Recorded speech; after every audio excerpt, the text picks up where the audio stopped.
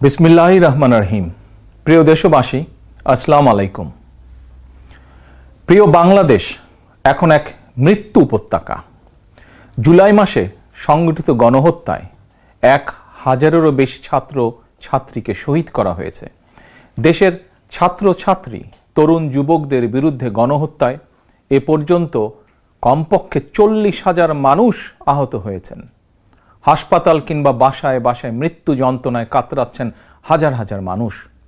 রাজধানীর এমন একটি কলেজ, বিশ্ববিদ্যালয় কিংবা দেশের এমন একটি জেলা উপজেলাও খুঁজে পাওয়া যাবে না যেখানে কেউ হতাহত হননি।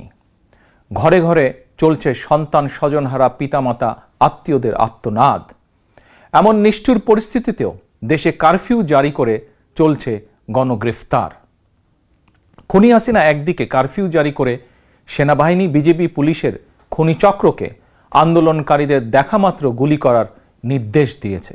অপরদিকে গণহত্যায় শহীদদের স্মরণে কথিত শোক দিবস পালনের নাটক করছে।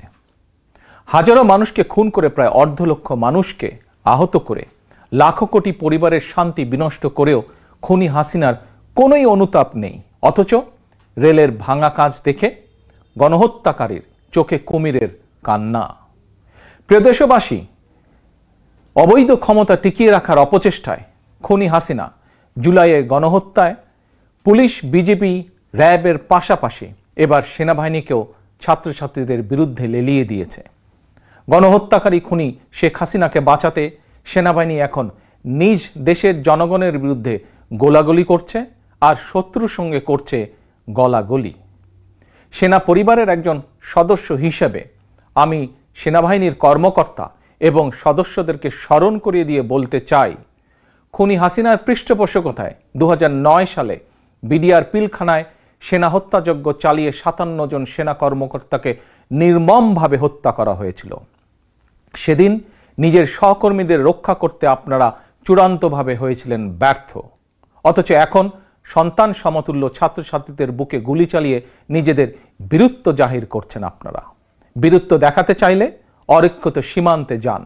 জনগণ মনে করে দাবিদারি করতে করতে আপনারা নিজেদের স্বাধীনতা, সম্মান, সাহস এবং আত্মমর্যাদা হারিয়ে ফেলেছেন।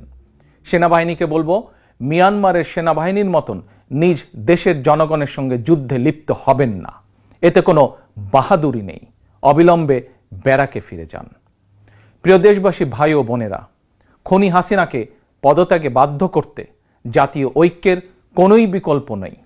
একজন রাজনৈতিক কর্মী হিসাবে, একজন বাংলাদেশি হিসাবে বাংলাদেশের পক্ষের শক্তি, গণতন্ত্রের পক্ষের শক্তি প্রতিটি রাজনৈতিক দল, সামাজিক সাংস্কৃতিক সংগঠন, শিক্ষক, বুদ্ধিজীবী, কৃষক, শ্রমিক, স্বল্প আয়ের মানুষ, শ্রমজীবী, পেশাজীবী তথা ধর্ম, বর্ণ নির্বিশেষে প্রত্যেক ব্যক্তি ও গোষ্ঠীর প্রতি আমি বিনীত আহ্বান জানিয়ে বলতে চাই, আসুন সবাই মিলে গণহত্যাকারী খুনি হাসিনার, খুনি সন্ত্রাসী বাহিনীর বিরুদ্ধে রাজপথে চূড়ান্ত প্রতিরোধ গড়ে তুলি। যার যা কিছু আছে তাই নিয়ে ছাত্র জনতার বৃহত্তর এই ঐক্যের আন্দোলনকে আমরা সফল করি। খুনি হাসিনাকে বিদায় করি, বাংলাদেশকে স্বাধীন করি আমরা। প্রিয় দেশবাসী, ভাই ও বোনেরা, তারুণ্যের শক্তি জেগে উঠেছে। গণহত্যা, গণগ্রেফতার চালিয়ে তারুণ্যের শক্তিকে আর রুখে দেওয়া যাবে না। নির্দ্বিধায়, নিঃসংকোচে বুকে বুলেট আলিঙ্গন করে শহীদ আবু সাইদ প্রমাণ করে দিয়েছে দিল্লির কৃতদাস তাবেদার খুনি হাসিনার লেলিয়ে দেওয়া সেনাবাহিনী, বিজেপি আর পুলিশের খুনিচক্রের ভয় স্বাধীন বাংলাদেশের তারুণ্য আর পিছু হটতে রাজি নয়। ছাত্রছাত্রীদের বিরুদ্ধে গণহত্যা চালিয়ে বৈষম্য বিরোধী ছাত্র আন্দোলনের কয়েকজন সমন্বয়ককে গ্রেফতার করে খুনি হাসিনা চলমান আন্দোলনকে দমন করে দিতে চেয়েছিল। কিন্তু এখন সারা দেশের প্রতিটি জেলা, উপজেলা, ইউনিয়ন, পাড়া, মহল্লা, শহর, নগর, বন্দর কোথাও কোনো এলাকায় সমন্বয়কের অভাব নেই।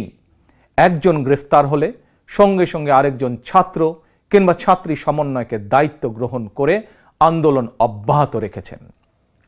খুনি হাসিনা পতনের এই আন্দোলন এভাবে এখন সারা দেশে স্ফুলিঙ্গের মতন ছড়িয়ে পড়েছে। হাসিনার পতন না হওয়া পর্যন্ত ছাত্র জনতার ঐক্যের এই আন্দোলন আর থামবে না।